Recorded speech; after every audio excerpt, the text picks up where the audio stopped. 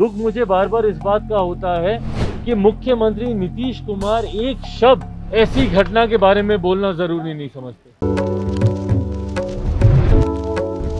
मुजफ्फरपुर में जिस तरीके से बालिका गृह कांड का मामला सामने आया था, उसी तर्ज पर अब पटना सिटी में भी बालिका गृह कांड में बालिकाओं के साथ यौन शोषण किया जा रहा था, जिसके बाद एक बालिका खुलकर मीडिया के सामने आई और उन्होंने अपनी आपबीती बताई थी मीडिया को, किस तरीके से बालिका गृह कांड में जो बालिकाएं रहती हैं उनके साथ यौन शोषण किया जाता है। और उसको लेकर जिस तरीके से प्रशासन ने जो बालिका गृह कांड की सुपरिटेंडेंट है उनको क्लीन चिट दे दी थी, उसको लेकर चिराग पासवान ने पटना पहुंचते ही जमकर हमला बोला है।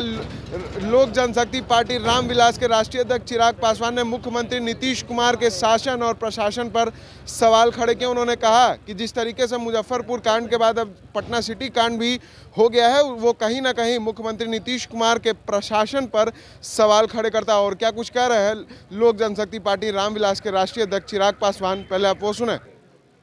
इससे ज्यादा शर्मनाक मतलब अभी तो मुजफ्फरपुर में जिस तरीके से शेल्टर होम में घटना घटी थी, उसके जख्म अभी तक भरे भी नहीं थे कि उतनी ही या उससे ज्यादा बदतर निंदनीय घटना जो यहाँ पटना में शेल्टर होम में घटी है, ठीक मुख्यमंत्री, राज्य सरकार, शासन प्रशासन की नाक के नीचे, और जिस तरीके से बच्चियां बाहर आकर खुलकर उनके साथ जो यातनाएं, जो प्रताड़नाएं जो उनके साथ हुई, उनके बारे में जिस तरीके से कह रही है, दुख मुझे बार बार इस बात का होता है कि मुख्यमंत्री नीतीश कुमार एक शब्द ऐसी घटना के बारे में बोलना जरूरी नहीं समझते। एक बार वो जरूरी नहीं समझते कि वो आए जाएं मिले इन लोगों से, और उनके ठीक नाक के नीचे इस तरीके की घटना को अंजाम दिया जा रहा था।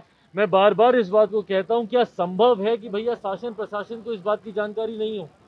बच्चियां बता रही हैं कि कितने महीनों से और संभवतः कितने सालों से, ये तो वो हैं जो कि बाहर बचकर आई हैं, जो अपनी बातों को बता सकती हैं, पर संभवतः कितने सालों से।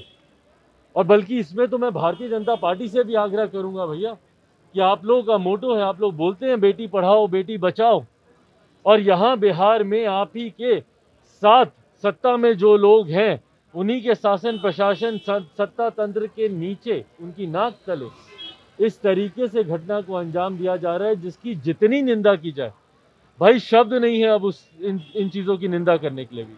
और बार बार मैं ये बोलता हूँ कि इससे मेरे प्रदेश की छवि राष्ट्रीय स्तर पर, अंतर्राष्ट्रीय स्तर पर किस तरीके की छवि मुख्यमंत्री नीतीश कुमार बनाना चाहते हैं कि जहाँ एक तरफ आप महिलाओं को रोता बिलखता छोड़ते हैं जहरीली शराब से, उनके घर में उनके पति, उनके भाई, उनके बच्चों की मौत की वजह से, और दूसरी तरफ बच्चियां यहाँ पे रो रही हैं, बिलख रही हैं क्योंकि उनके साथ इतना दुष्कर्म हो रहा है, वो भी दिन दहाड़े, आपकी जानकारी, शासन प्रशासन की जानकारी के बावजूद इस तरीके के काम यहाँ पर हो रहे हैं। मुजफ्फरपुर शेल्टर होम की घटना से क्या अंजाम लिया आपने?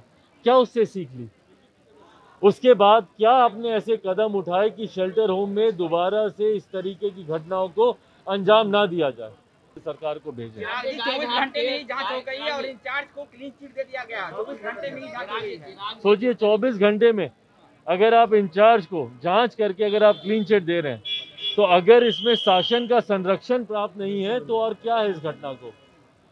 जो वहां पर इंचार्ज है, आपने उसके अगर रहते हुए अगर इस तरीके की घटना को अंजाम मिल रहा है, तो आप बताइए ना कौन? हम लोग जिम्मेदार हैं? कौन जिम्मेदार है?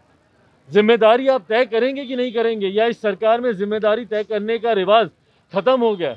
बिहार में इसीलिए बार बार कोई भी आप घटना देख लीजिए, बिहार में कन्विक्शन रेट मात्र 7% है। ये उस घटना का उदाहरण है। बड़ी से बड़ी घटना बिहार में हो जाती है पर किसी दोषी के ऊपर कोई कार्रवाई नहीं होती। बार बार जब मैं घटना का जिक्र करता हूँ, पटना एयरपोर्ट पर हम लोग मौजूद हैं, रुपेश यहीं के थे, यहीं पे काम करते थे। बताइए ना क्या हुआ? उनको दिन दहाड़े उनको गोली मार दी गई, उनकी हत्या कर दी गई। कोई पकड़ा? किसी के ऊपर गिरफ्तारी हुई? कोई जेल गया? कितनी जहरीली शराब से लोग मरे, कोई आज तक जेल गया?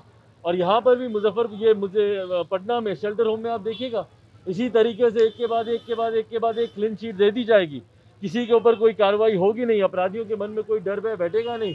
और भगवान न करे, पर दुख के साथ मुझे कहना पड़ रहा है कि 2 हफ्ते 10 दिन के बाद आप देखेंगे कि किसी दूसरे जिले में इसी तरीके से शेल्टर होम की घटना सामने आ रही है।